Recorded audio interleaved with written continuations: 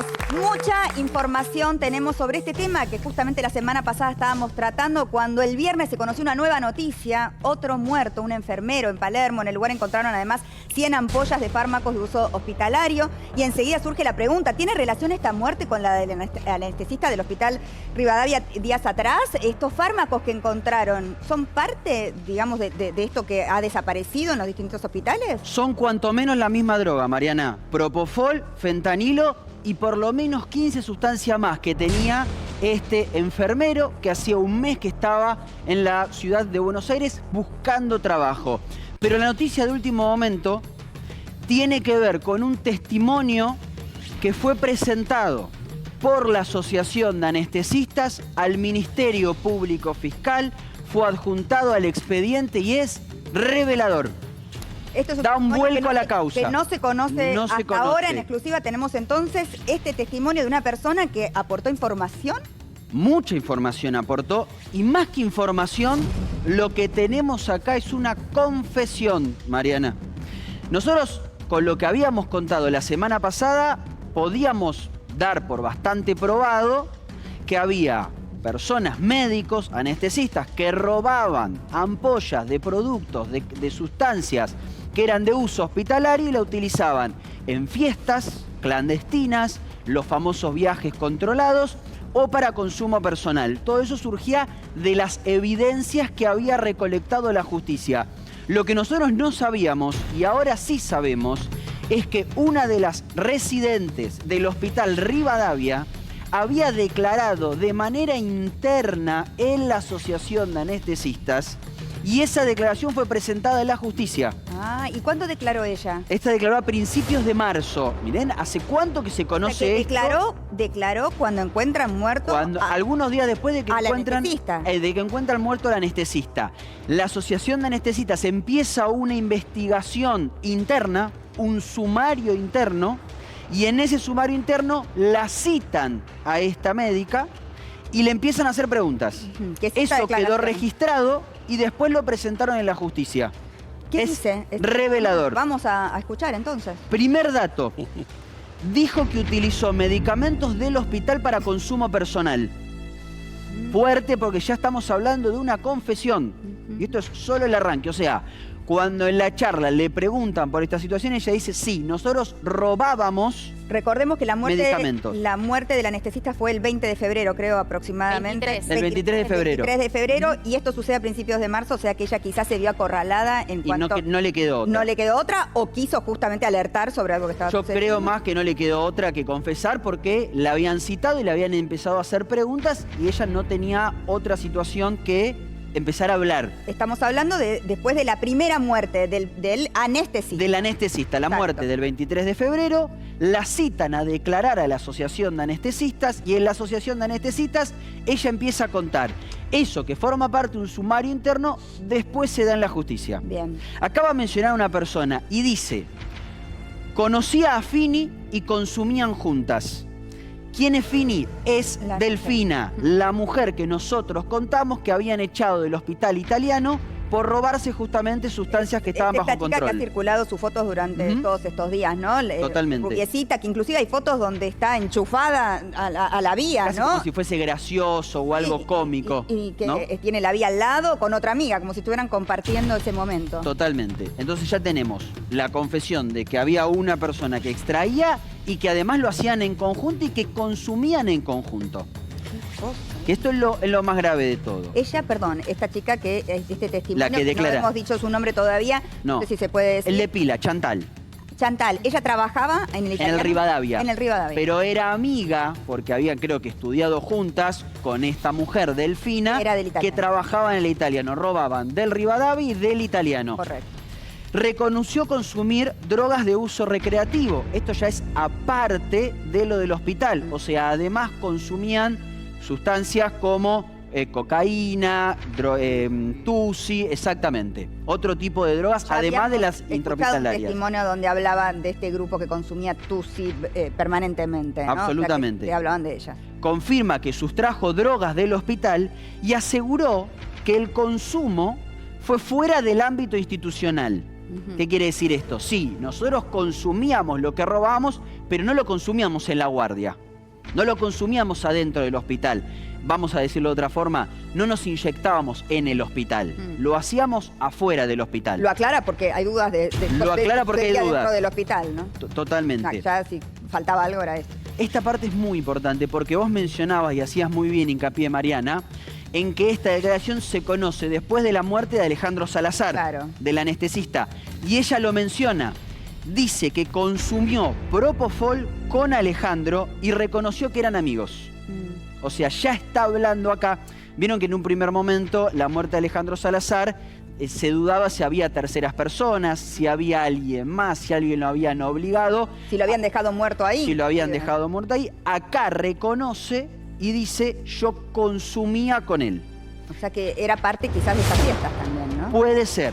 Es más, la justicia duda si Alejandro Salazar estaba o no solo al momento de consumir. Una de las sospechas es que pudo haber, o que podría haber estado una mujer con él, que a la mañana siguiente, cuando se despierta y ve esa situación, huye del departamento sin forzar nada, simplemente abriendo la puerta y escapando. Y podría haber sido tranquilamente esta misma persona. Podría haber sido tranquilamente, no lo sabemos. Sí sabemos fehacientemente esta declaración. Consumían juntos. Dijo que Fini y Alejandro no coincidieron en ninguna reunión. No dice que no existían las reuniones, las fiestas. Cuando habla de reunión habla de fiestas. Dice que ellos no coincidían, estos que eran amantes. ¿Por qué dice esto? ¿Te acordás que yo te dije que Delfina, alias Fini, había denunciado por abuso sexual a Alejandro? Exacto. Ella acá lo que trata de hacer, entiendo, es desligar al anestesista que fue echado del italiano de el posible abuso sexual. Exacto. Dice, no coincidieron en ninguna fiesta. Con respecto al que fue echado, no a la víctima. Al que fue echado, exactamente. Exacto. Delfina. O sea, uno de los médicos que era responsable de este área tenía una relación además con Delfina. Pero ella dice acá, no estaban juntos en las fiestas, porque Delfina sí dice, estábamos juntos y me abusaba sexualmente porque tenían relaciones conmigo cuando yo estaba dormida. Claro. Es un entramado muy complejo, muy complejo, pero que tiene un trasfondo delicado para todos nosotros, que después teníamos que ir a atendernos con la persona que hacían todo esto. Esto lo dijimos el otro día, es una olla que se destapó y no sabemos dónde termina, porque realmente, o sea, el viernes una nueva muerte, ¿no? No sabemos si está relacionado o no, pero bueno, vaya casualidad. Vaya Muy casualidad, ¿no? Con todas las mismas ampollas que se están denunciando. Y de golpe empiezan a aparecer testimonios. Esto es enorme y no sabemos cuánta gente está implicada, cuántos hospitales, cuántas autoridades, ¿no? Del ámbito de la salud. Y de hecho, te voy a contar, Mariana, ahora una tercera muerte que se está investigando de una anestesista que creen que también pudo haber pertenecido al mismo circuito, por llamarlo de alguna manera. ¿Una tercera muerte? Una tercera muerte que se está investigando. Que podría también... Seguimos con la declaración de Chantal. Entonces. La última vez, dice ella, la última vez que consumí cocaína y micropunto, acá no sé qué es micropunto, sinceramente. Unos cartoncitos. Ok, no lo sabía. Una droga, no sé muy bien, pero es algo así.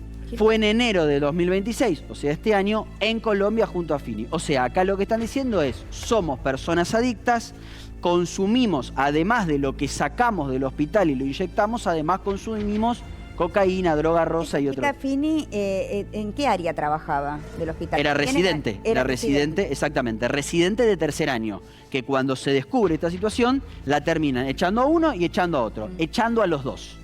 Y en paralelo avanza la causa judicial. Alguien me decía, esto está adjuntado al expediente, pero lo que va a hacer la justicia muy probablemente es llamar a declarar, no sabemos en calidad de qué, para ver si reafirma esto que está, porque esto no está hecho en la justicia. Esto está confesado o declarado de manera interna en la asociación. Claro, porque hay que recordar, Martín, Mariana, que la asociación de anestesistas tiene una suerte de, si se quiere, espacio de escucha a personas que eventualmente puedan llegar a tener una situación de adicción. De hecho, recordemos... es bastante común. O sea, Bueno, Sí. te a ver, conocía hablando esto. con el abogado, el doctor Jerome, de la asociación, él dice, digamos, no advierten que sea efectivamente común, lo que dicen es nosotros lo hacemos, tenemos esas instancias justamente porque...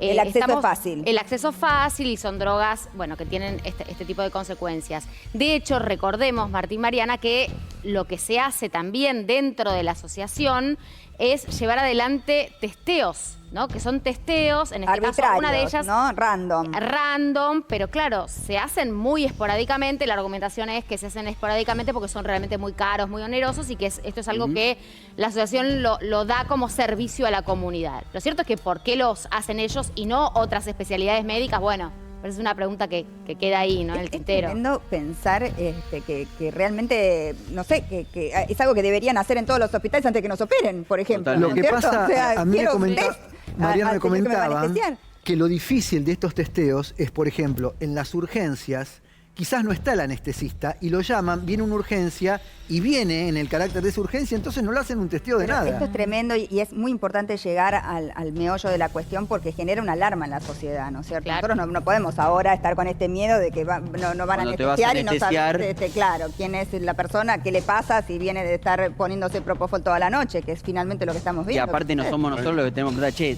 ¿te drogaste, Somos no te nosotros, drogaste? Es el Claro. sistema de salud que tiene que darnos la tranquilidad. Y de que evidente- estas ampollas no se salgan de donde tienen que Pero estar. es mucha gente la que se droga, No, está bien, Mauricio, Digo- pero ellos tienen acceso y ellos tienen nuestras vidas en sus manos.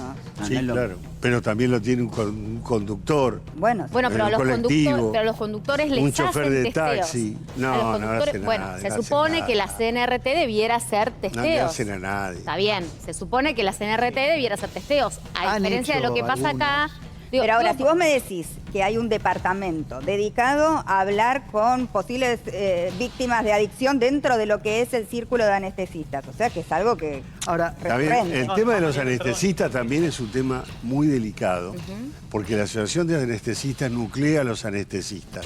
Los que no quieren estar adentro de la asociación y van por afuera, generan disputas y peleas. Por eso muchas veces los anestesistas son los únicos que cuando hacen huelga te paran el quirófano, todos los demás no. Esto hace que aquellos que están afuera arman especies de SRL, de anestesistas fuera de la asociación y se enfrentan permanentemente Ah, con yo pensé que denuncias. era obligatorio estar en esa asociación. No es como obligatorio. cualquier Es otro. obligatorio manu militare, porque vos sos Mater Dei, o arreglás con, ellos te dicen, o arreglás con la asociación de anestesistas, valores y todo lo que nosotros cobramos y cómo pagás y cuándo. ganan Supone bastante más que los que incluye la seguridad de quien Está te bien, está pero, anestesiando. si vos, Mater Dei, no querés contratar con ellos, tenés un médico anestesista al lado que te cobra un poco menos, o que viene a otra hora, o lo que sea, o se quiere hacer el test, la asociación te dice, no, si no contratás a él, no tenés a ninguno. Y después, o sea, no es tan, es algo, es una práctica bien compleja la del anestesista, Sí. y no me extrañaría que detrás de esto esté larvando algún tipo de problema de esos. Digo, o por un lado o por el otro, porque los anestesistas dicen que aquellos que no están dentro de la asociación de anestesistas son unos chantas. Y los que están fuera de la asociación de anestesistas dicen que son una mafia que no les permite trabajar. Y en el si no medio están ahí nosotros, adentro. ¿no? En el En medio el medio de nosotros. perdón, somos la Absolutamente camilla. atónitos frente a esta situación en donde se están muriendo los anestesistas Sí. por ser adictos a Sí, igual Propofol. acá, Y hasta están ahora- pudiendo matar a gente. Hasta ahora Betancourt no delito. era, perdón, Betancourt no era anestesista. Ahí Enfermero. voy. Era enfermero. El del viernes, la Exactamente. última víctima. Que hacía Mariana, además, un mes que estaba en la ciudad de Buenos Aires, Nada. entrerriano, De Gualeguaychú. buscando trabajo, y de repente ese arsenal adentro de su casa, sigo acá el testimonio de su propia hermana en declaraciones Que no periodísticas cree que- que dijo, ¿cómo es posible? Mi hermano estaba buscando trabajo, repito, apenas conocía a determinada gente en la ciudad de Buenos Aires. Entonces, retomando esto de los consumos están creciendo de manera exponencial. Voy a dar un ejemplo, por favor, sin estigmatizar, porque hay consumos transversales en todos los espacios de la sociedad y a toda hora. Pero, por ejemplo, en materia de ocio o de diversión, prácticamente no hay fiesta nocturna hoy, y ni hablar de determinadas fiestas vinculadas a la música electrónica, que no tengan altos índices de consumo. Luego, por supuesto, ahí el delito es nunca el consumo, sí la comercialización, y en todo caso se investigará o no. Me refiero al consumo propiamente dicho. Y además las drogas se van sofisticando y mucho. Por eso, entonces, frente a la situación de que el consumo aumenta todo Sí, el tiempo. sí. y hay un montón de gente que consume, que tiene acceso A esas drogas. a esas drogas de manera fácil, a esas y a otras. Porque Ahora- encima, o sea, el propofol y todo eso no son drogas que pueda acceder cualquiera. No, No. casi Esta es la nadie casa te de Por diría, eso. casi nadie. Son de Sí. consumo Esta foto- hospitalario. ¿Ustedes se dan cuenta la cantidad que tiene ahí? Sí. O sea, si lo allanaban vivo, iba preso este hombre. Esto es lo que se encontró Por eso. en la casa de... Sí, me gustaría saber si queda algo del testimonio de... No, eso es todo. Eso Es todo lo porque que entonces, dijo. si vamos a entrar en esto, tengo un montón de preguntas para hacer con respecto a esto, porque la familia no cree que él ni que consumiera, ni que se pudo haber No, suicidado, ni totalmente. nada. Y dicen algo que es bastante coherente, que no sé después que habrá dicho la justicia, la investigación con respecto a esto, que una persona no se puede poner las 4 ampollas de propofol solo porque en la primera ya está dormido. Sí, eso es cierto, eso es cierto. Lo que sí dicen acá es que él no tenía una vía colocada, sino que se había inyectado, que entiendo aparentemente hay una diferencia, que él se había inyectado el líquido y por eso tenía la lesión en el pliegue del codo y que después por eso se encontró la inyección al lado del brazo.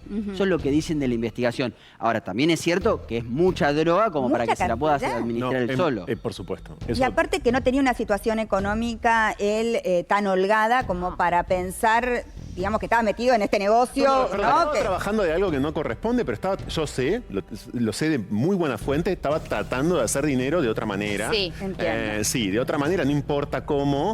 O sea que, y además de ser un consumidor, esto es muy importante. Esa cantidad da cuenta de, en todo caso, ser un eslabón de una cadena infinitamente más larga. Claro, si él, que no tenía quizás Sí. un rol tan protagónico en esta red, si existiera, Sí. tenía toda esa cantidad. Tenía 14 sustancias distintas. Imagínense, claro. Bueno, la 14 familia sustancias distintas. sospecha que esto no era algo que tenía él, sino que fue plantado. Que le pusieron Pero, toda ¿con la qué droga fin? ahí. Bueno, no lo Bueno, sé. sí, la familia Ah. dice, él escuchó, él sabía de más, escuchó algo que no debía, la amiga misma dijo, ¿no? O sea, él Pero está alguien va a muerto venir con toda esa, sigamos esa hipótesis. Viene alguien con todas esas Sí. ampollas, lo mata inyectándole y después las deja todas ahí y se Bueno, va. es la ¿Con qué búsqueda de un fin? perejil. Podría ser la búsqueda de un perejil. perdón. Es un eslabón demasiado débil en una cadena que claramente es más grande. Una persona sin trabajo recién llegada a la ciudad de Buenos Aires. Y justo Enfermero, 2 ni días siquiera después de que sale el anestesista. tema en los medios. Exacto, perdón, Porque ni aparte fue enfermero. enseguida. Fue el 3 de abril. Enfermero, como dice Luciana, perdón Mariana, enfermero, digamos, no un médico anestesista, no alguien que corta el bacalao hablando en criollo en esos espacios. El eslabón más débil, claramente. Y llama la atención, Claro. fue justo después de que se da a conocer toda esta información. La verdad que es muy llamativo. De no hablar de este tema salimos a encontrar otro cuerpo más el Médicos viernes. muertos O sea, una por ahí. locura. Este era Eduardo Betancourt, tenía 44 años, Mariana, era de Gualeguaychú, estaba hace un mes nada más, no tenía trabajo, como bien decía Franco. El lunes 30 de marzo es la última comunicación con la familia, a partir de ahí no tiene más contacto, por eso es que deciden llamar al 911. ¿Cómo lo encuentran? Sentado en la silla, con el brazo extendido y una lesión, como les decía, en la parte opuesta del codo. Una inyección y ampollas de un montón de drogas, de 14 drogas distintas, entre ellos, por supuesto, el propofol, fentanilo y otras drogas que creen que es lo que lo mataron. Él tenía acaba de salir un comunicado de la Fiscalía donde dice que él tenía una cardiopatía leve, pero que él no Claro, lo frente a esta sabía, y situación. frente a esta situación lo llevó a la muerte. Pero lo que es cierto es que tenía el pinchazo, tenía también lesiones en la pierna, en el pie, compatibles con otras vías que se ha puesto, evidentemente. Por eso, Claro, como que no era la primera vez. como que no era la primera vez, y además la Fiscalía descarta la participación de terceros. La policía, en realidad. La Claro. policía dice, acá no forzaron la ventana, no forzaron la puerta. También es entendible para la familia, ¿no? Muy difícil aceptar toda esta realidad de golpe. La muerte Claro. de él, en las circunstancias en que muere, en el medio de una semana en la que se está hablando de todos estos faltantes en los hospitales, que ¿de cuánto es? O sea, ¿cuántas imposible. ampollas faltan? Porque Y ellos es- tienen que saber cuánto. Tienen que saberlo porque eso está en O stock. relativo, Ahora, o relativo, porque también hay un dato que es bastante escalofriante, que tiene que ver con que más allá de la cantidad de ampollas que supuestamente tendrían que poder ser rastreadas, y ahí se abre una mega ventana, porque en la Argentina no hay no hay legislación que establezca o algún tipo de regulación que establezca que hay que tener un traqueo, ¿sí? La trazabilidad de este tipo de medicación, a diferencia de otros países donde efectivamente sí la hay. Pero, por ejemplo, ¿no pueden saber si las ampollas que estaban en la casa de Eduardo, la última víctima, son del mismo lugar de las que eran la anterior víctima Salazar? Por lo que yo tengo entendido, tiene una trazabilidad. Tienen una trazabilidad, pero fíjate... ¿Pueden saber si tienen el mismo origen, si son del mismo hospital? Si son del mismo hospital, lugar? sí, Sí, tienen, claro. por lo que Por yo las escuché partidas. hoy, hablando con un toxicólogo, lo que decía es, tienen una trazabilidad de la partida Exacto.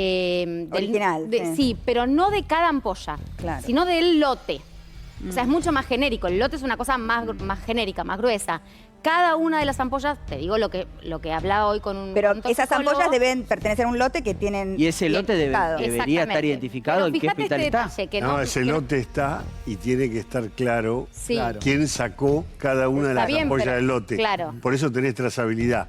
Es cierto, no tiene una patente, un número de patente O un cada QR ampolla, como tienen en otros países. pero vos traes 24 ampollas, vos tenés que llegaron 24 ampollas y quién sacó Sí, pero cada una de las fíjate este 24. detalle que me parece si aparece esa superimportante. ampolla vinculada al hospital, está claro que se sacó de un Exacto. lote. Claro, pero fíjate lo que está pasando, o por lo menos esto lo contábamos el fin de semana en A24.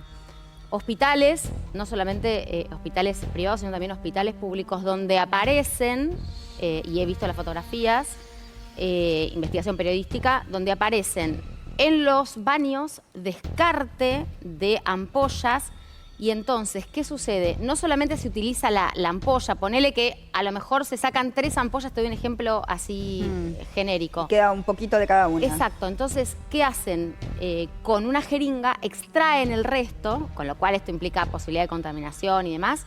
Bueno, y eso lo terminan utilizando. Bueno, pero ahí, en ese caso, es algo que un adicto está haciendo para conseguir Claro. el producto directamente sacándolo del resto de la basura. Lo que sobra. Pero digamos. claro, pero esto es otra cosa, porque acá estamos Mariana. hablando de una red organizada No, en que, este otro que caso- podían sacar de distintos hospitales esta droga, distribuirla en distintas fiestas, consumirla ellos personalmente. Venderlo. No, y Venderlo. Lo que es Los lotes- increíble, lo que muere son personal de la salud Es y no increíble. gente, es increíble eso, ¿no? Bueno, pero porque claro, la mueren gente que otras supuestamente contrataba estos servicios, los contrataba con el reanimador. Es increíble lo que estamos Mueren hablando. otras personas, de seguridad, perdón. Mariana. Claro. Así como es genuino el miedo de quien se tiene que ir a operar, de que algo le suceda, también es cierto que aquel que consume cree que está en un ambiente de cuidado, con una droga controlada, nada con de un miedo. profesional y que va a volver a su casa. O incluso la falsa creencia de que genera menos adicción que las drogas ilegales del mercado negro, ¿no? Mariana, Sí. estoy viendo ahí una que no habíamos mencionado, que es el midazolam. Y Sí. fíjate que lo que estoy leyendo es que dice que en algunos casos suele estar vinculado a situaciones de abuso porque puede dejar a la persona desorientada y sin recuerdos. Sí, se usa también como, no es lo mismo que el propofol, pero también se utiliza para la sedación, el momento de la Exacto. sedación. Dios mío, por favor, nos vamos a ir ya mismo a nuestro móvil. Allí está Sofi en la casa del enfermero que falleció el viernes, o por lo menos que su cuerpo fue encontrado el viernes. ¿Cómo está Sofi? ¿Qué se sabe desde ahí?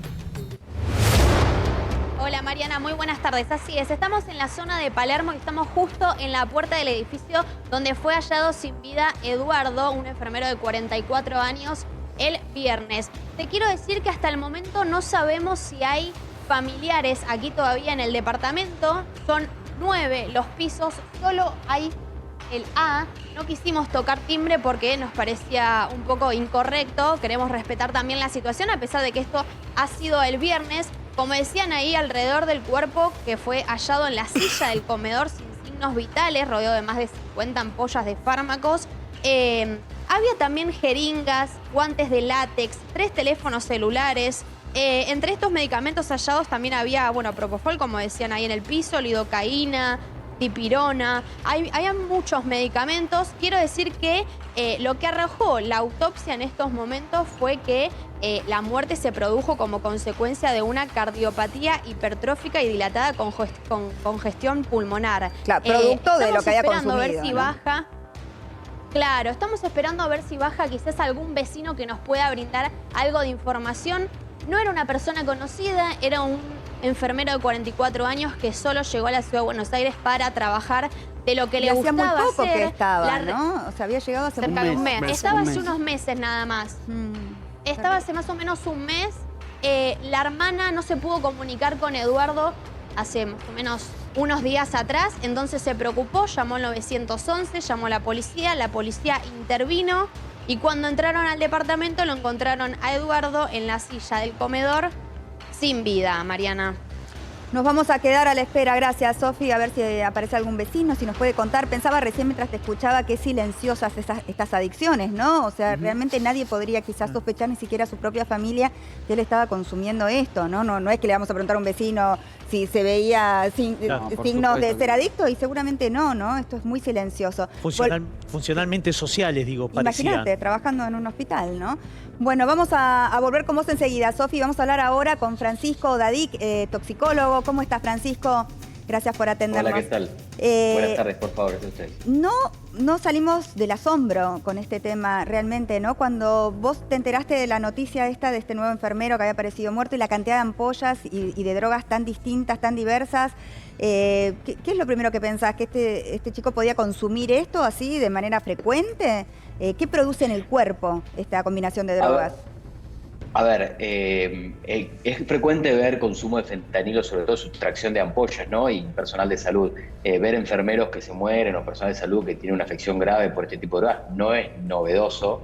Quizás en el contexto de justo todo lo que pasó antes con el tema de la Propofes. Pero vos decís que es común, o sea, es común que la gente que tiene acceso a restos, vamos a suponer que no se roban la ampolla entera, que tiene acceso a restos de estas ampollas, ¿lo consumen? ¿Esto es tan común? No. Son hechos aislados, son personas aisladas, ¿no? De todos los médicos, pero sí vemos cada tanto casos como el del enfermero, que probablemente no trascienden al mundo mediático, no se hacen conocidos, pero sí los hemos visto, ¿no?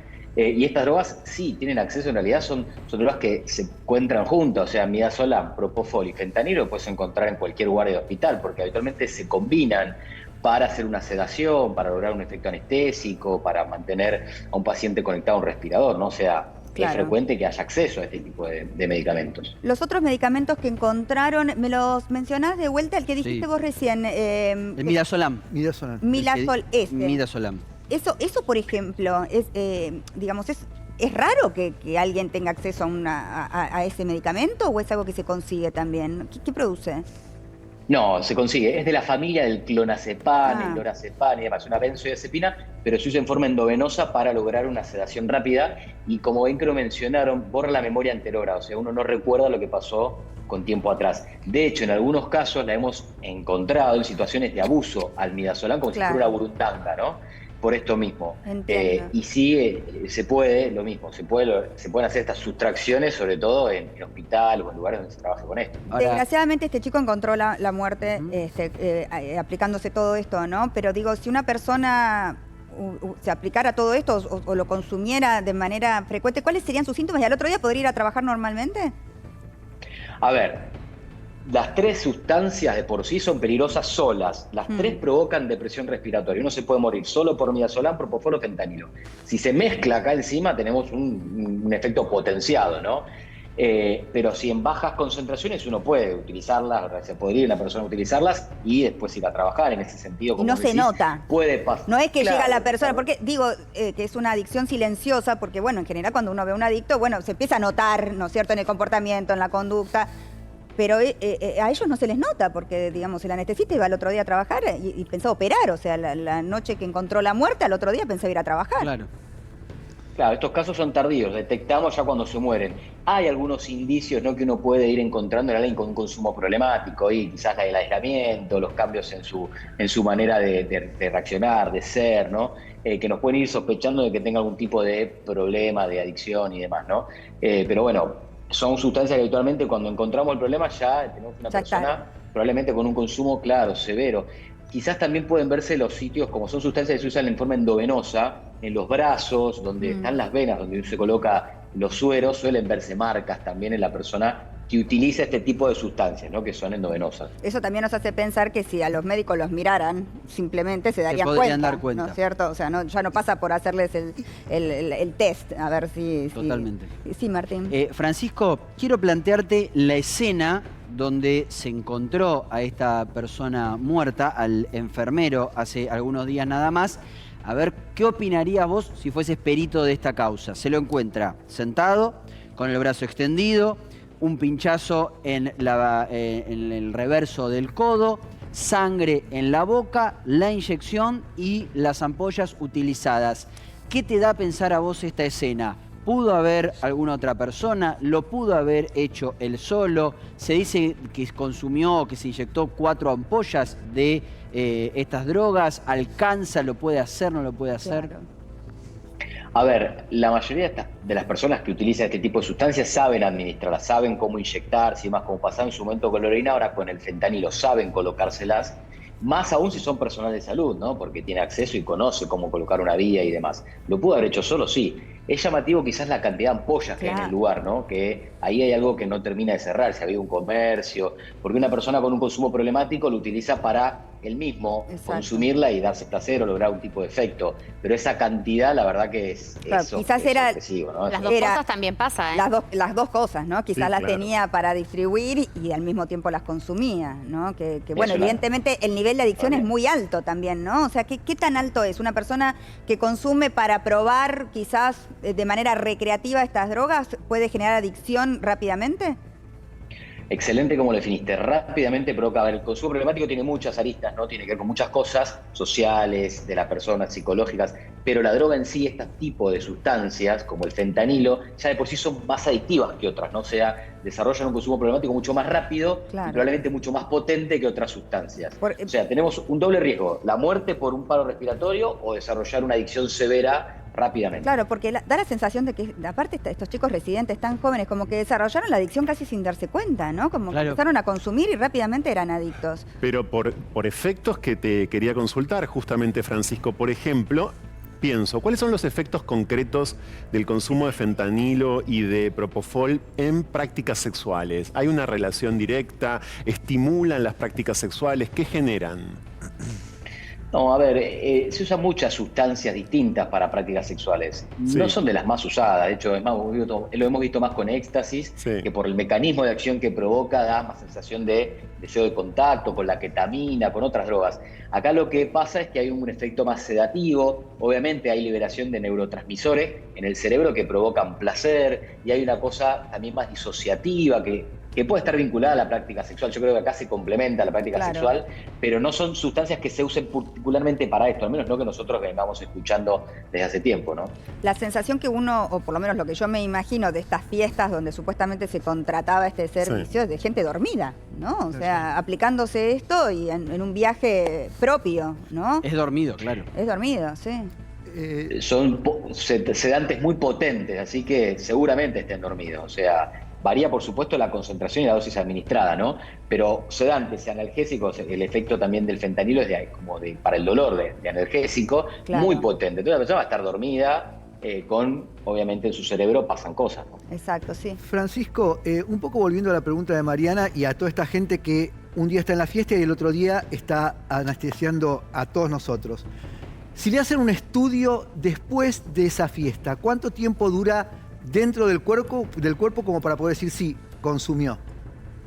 Bueno, ahí va a depender la cantidad que consumió, la concentración, y va a depender también qué tipo de testeo se haga. Por ejemplo, un testeo de saliva puede ser 72 horas después del consumo, en orina puede ser una semana, pero bueno, hay pacientes que por su metabolismo y por la concentración que consumió puede incluso encontrarse más tiempo, ¿no? O sea, lo podemos detectar incluso tiempo después, ¿no? Ahí va a depender de esas variables. Francisco. Sí, perdón, Francisco, no, en países nórdicos que ya hablan de esta problemática hace tiempo, señalan el agotamiento, la ansiedad y la depresión de los trabajadores de salud, digo que los inclina a estos consumos. ¿Son esos factores aquí también predominantes? Y si hay un espacio para hablar de salud mental, que también es un tabú, y encima hay gente del mundo de la salud. A ver, el consumo problemático es humano, por supuesto que hay factores que hacen que la persona tenga más tendencia a consumir una droga, ¿no? El estrés, el aislamiento, la sensación también de... Hay situaciones que llevan, sobre todo, más que nada vinculadas a estimulantes quizás o evasores, ¿no? Esto puede ser una sustancia que se utiliza como para deprimirse y olvidarse quizás de la situación de dolor, o un estimulante para mantener un ritmo, ¿no? Como cocaína o algunos éxtasis o MD y demás, para mantener el ritmo laboral. Mientras más estresante es el trabajo, más cerrada es el área, o sea, lo que sería un área crítica, cerrada, donde la persona tiene más aislamiento, hay más probabilidades en porcentaje de que tenga algún tipo de consumo. Si esa persona tiene de por sí tendencia a consumo problemático. Claro. No todos, ¿no? Es una tendencia mayor. Francisco, ¿alcanza la trazabilidad que hay hoy para este tipo de medicación y otras símil? Bueno, obviamente algunos desvíos hay porque estamos viendo estos casos.